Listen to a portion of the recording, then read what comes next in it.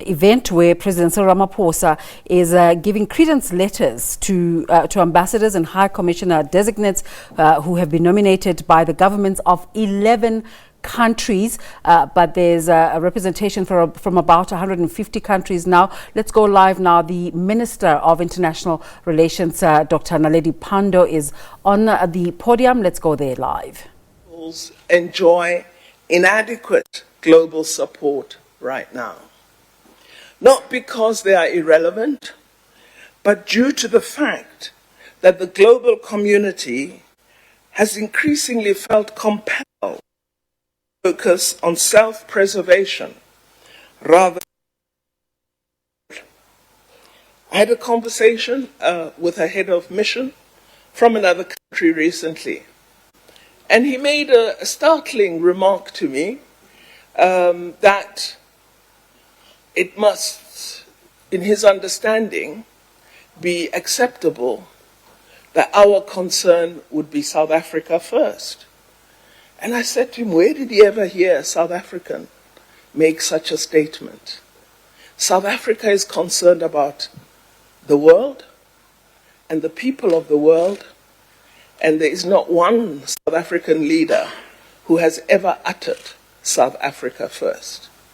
So if anybody has heard from you, South Africa first, you are not reiterating the perspective of this government on foreign policy.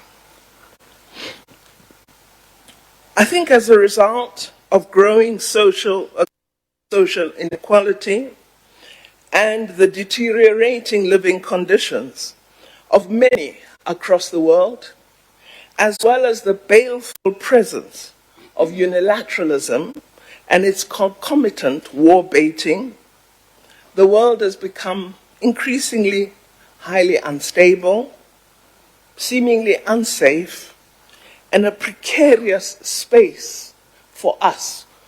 Or the world is being made to feel that way, and countries are reacting in kind. For many of our friends worldwide, South Africa is viewed as a powerful, progressive alternative, able to articulate the concerns and interests of the marginalized and vulnerable, while upholding the agreed progressive universal principles of the United Nations Charter. This is what the world expects from us, that we would be a beacon of enlightenment. That's how we are seen by others in the world, and we need in our actions to maintain and uphold that perspective and image of ourselves. All of these imposing, and there's no doubt they're imposing, all of these imposing international challenges and responsibilities will exact a toll on South Africa's leadership capacity, and indeed on its capabilities, at a time when we as a country face a myriad of national challenges. I think it's no exaggeration to say that politically, economically, and on the governance front, our country is probably facing the sternest test since the dawn of democratic dispensation in 1994. We are fighting off the possibility of a credit rating downgrade, but also we have the duty to revive, with confidence and a positive air, a sluggish economy, even as we push back a high unemployment rate in the face of continued private sector job shedding. A credit rating downgrade would compound matters for us by further weakening our capacity to address our structural socioeconomic imbalances, to address social inequality, and that of creating conditions that nurture social cohesion, nation building, and a democratic citizenship. So we must make sure we avoid such a downgrade and that we make good on our promise that we will change. our electricity supply challenge, as well as the need to repair our state-owned enterprises and to restore investor confidence in our country's economy, are pressing matters for which continued engagement by government, and the President in particular, is a top priority. Much is being done through the leadership of the President and our government, but all of us need to ensure that we are ready to do the great deal of hard work that lies ahead for all of us. So against this national and global background, we as South Africa remain among African nations that are playing host to thousands of African migrants, often violently uprooted from their home countries by civil strife, war, poverty, and political or ethnic persecution. The intermittent attacks on foreign nationals, who are often accused of social crime and stealing South African jobs, has become something of a frequent occurrence in our country that we need to confront and challenge. This situation has earned our country the criticism of several countries on the continent and of a number of civil society organizations. So, with this dismal picture, what are we actually saying? We have to have honest analysis in order to come up with adequate responses. That said, I have no doubt in my mind that we are equal to the task at hand. We recently were in a panel at Davos, and these aspects of the negative picture on South Africa were presented.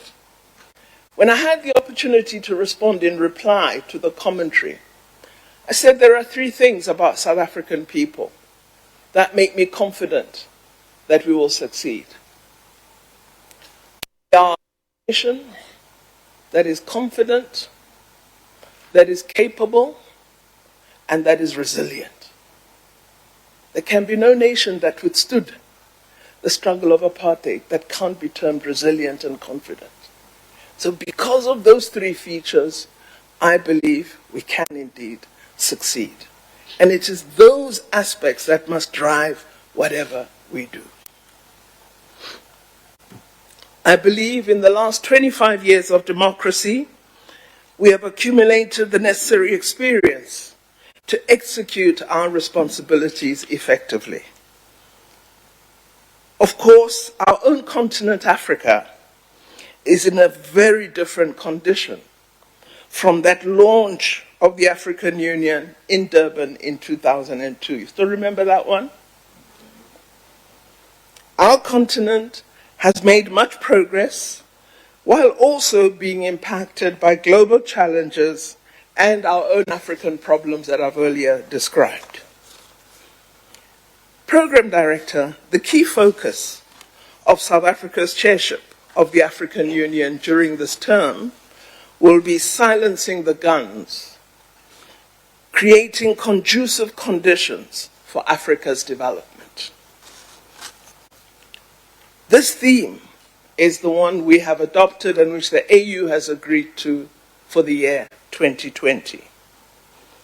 The underlying rationale for this theme is there cannot be development without peace. Continentally, South Africa assumes chair of the Union under conditions in which our continent's economic growth has continued to be positive, with gross domestic product projected to rise to 4% in 2020, up from 3.5% in 2019. However, these figures exclude the large economies of Africa, of Angola, Nigeria, and South Africa, which all three have a much lower average growth rate. In Davos recently, much was made of the fact that 10 out of 20 of the world's fastest growing economies are on the African continent, and that these have had a growth rate of 5% or over in a 5-year period, much higher than the average global growth rate of 3.6%. Interestingly, these countries include Tanzania, Uganda, Kenya, Senegal, Benin, Ghana, Cote d'Ivoire. I'm sure when we study the potential of economic change, we rarely look at such countries, and it may be time we began to look to Africa. But of course, this positive growth outlook is often dampened by the downside risks, particularly rising levels of government debt and concerns about debt sustainability. 14 African countries are marked as being in debt distress or at high risk of debt distress. Those have stemmed from that, of declining commodities, a glaring interest financing gap, and budget increases for security in countries affected by growing terror threats. So we, as the continent, address this concern of debt accumulation, debt sustainability, particularly when looking at commercial debt sources such as Eurobond or indeed Chinese loans. These in terms of their implications for tax revenue collection and linked to assessments of our ability as a continent for the development of risk mitigation mechanisms, which would be perhaps solutions such as blended finance initiatives or effective public-private partnerships. So we've got to look at solutions that will help address the debt sustainability question, because it can have a significant detrimental impact on the progress that has been made in the past 5 years. We believe that the agreement is the African Continental Free Trade Agreement, which is scheduled to come into effect in some parts 2020. We believe this agreement has raised high expectations, seen somewhat as an economic changer, with the potential to raise intra-African trade by 20% or between 50 billion and 70 billion by 2040. Should we get right, which we must. But in spite of its laudable prospects for trade and investment, there remain a number of sticky issues we will all need to resolve for the agreement to move from aspiration to tangible implementation. These include deals between all our countries, ironing out issues around rules of origin, delayed introduction of continent-wide trade facilitation measures, addressing gaps from governments, from our business, and from our own citizens, sovereign states. Politically, the continent has seen some progress being registered. A wave of democracy continuing, with more African countries holding peaceful elections. Worry about Eastern DRC, conflicts in Libya, worry about Sudan. These concerns are being addressed by our leaders, but they remain areas. Welcome the resolution of the conflict in Ethiopia and Eritrea in 2019.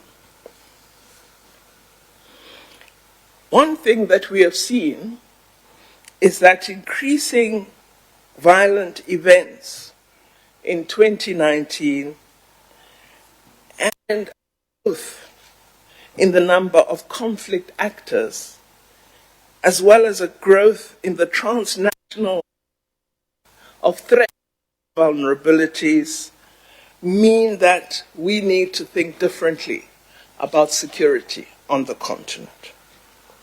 Data sets and analyses point to the proliferation of rebel and extremist groups, linkages between transnational organized crime and violent extremists in parts of the continent and the Middle East, was quite a rise in protests on the continent. All of these point to the need for stronger attention to our security architecture and its ability to intelligence gathering in this regard. Not ensuring able to actively respond, we remain the significant. Attacks by militants affiliated with Islamic State and Daesh in the northern Mozambique province of Cabo Delgado have raised concerns about an Islamic State presence in new territories, allegiance with local militant groups. Worried then, given the attacks in Mozambique, which indicate a presence of IS in the SADC region.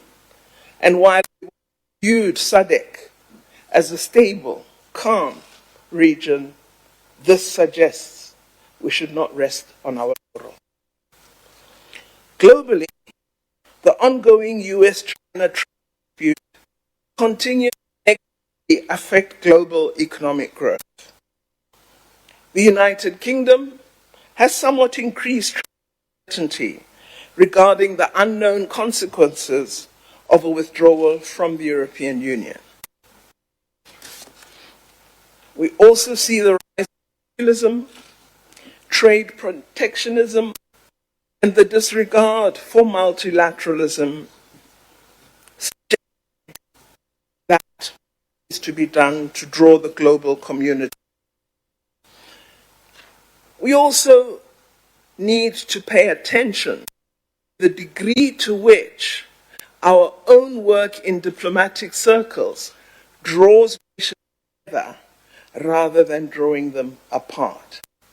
We need to work much more on realities and on shared perspectives on affairs. We need to be able to challenge rising nationalism. We need, as South Africa, to respond to impatient populations. In fact, as a global community of governments, we need to be far more responsive. And of course, we need to be proactive governments, identify any future threats, particularly those that emanate from the impacts of climate change, and responding to these speedily. While there seem to be promising prospects for level-headed engagement between America and the People's Republic of China, we have to be on the alert against unforeseen global turbulences, as sometimes our weak structural orientation makes us vulnerable to negative currents, as we saw in the global crisis of 2008. But at the same time, these challenges may offer opportunity. We may be in a position to take advantage of some of these developments, as was seen recently at the UK-Africa Investment Summit, where the prospects of Brexit seem to offer up new opportunities for us as African traders. This notion of prospects is made all the more plausible given, as I have noted, that our continent is as the last frontier opportunities for growth. Which also receives geopolitical interest, negative or positive, from other parts of the world. We need to convert the positive and build on the positive interest significantly. Because sometimes this geopolitical interest is in increased military presence on the continent rather than increased international.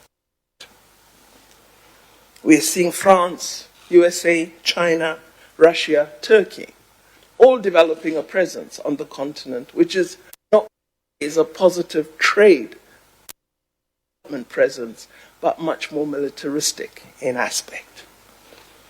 It is our expectation that all these dynamics will impact on our direction or the other. We need to have the nous to respond,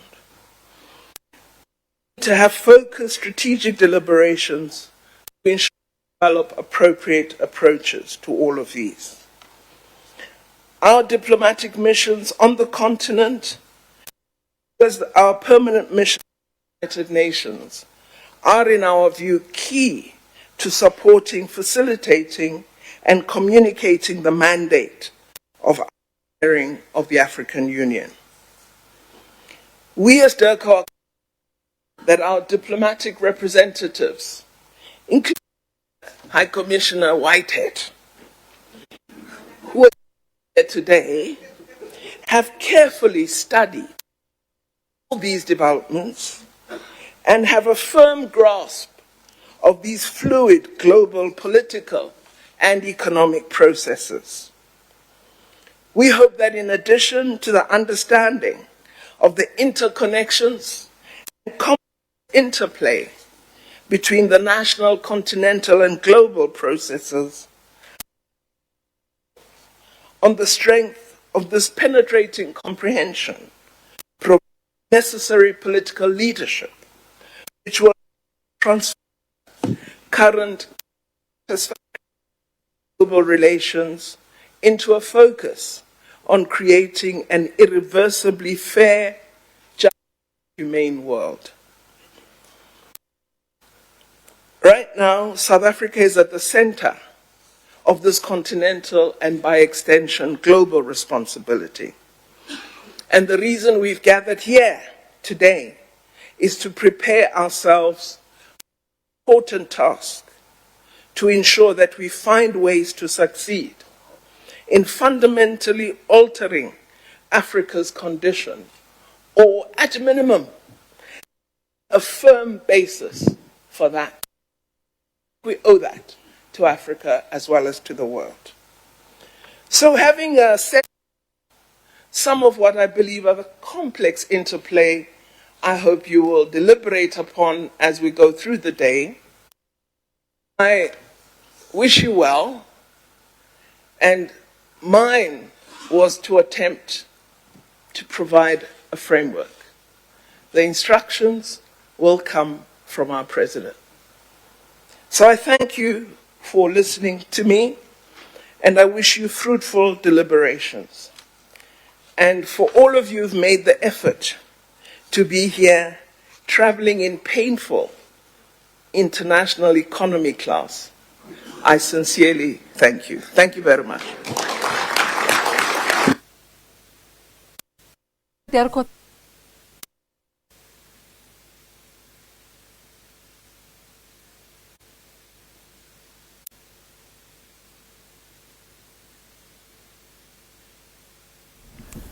All right, there you have it. There's the South Africa Heads of Mission Conference, which is convened by the President to outline South Africa's strategic direction for the year as it rolls out its foreign policy. The Minister of International Relations there, Dr. Naledi Pandor, saying that she's just laying out the framework in terms of what are the things that will be important, saying this is a game changer with the potential to raise African trade. She was referring to the Africa Trade Agreement, saying that if we get it right, it will put Africa on another level. The Minister of Trade and International Relations, Naledi Pandor, as I say, she was speaking ahead of the President, giving a very assuring address to the many ambassadors, starting off by stating that South Africa does not have a South Africa first approach. I don't know if you watch the agenda enough, you will remember when we spoke to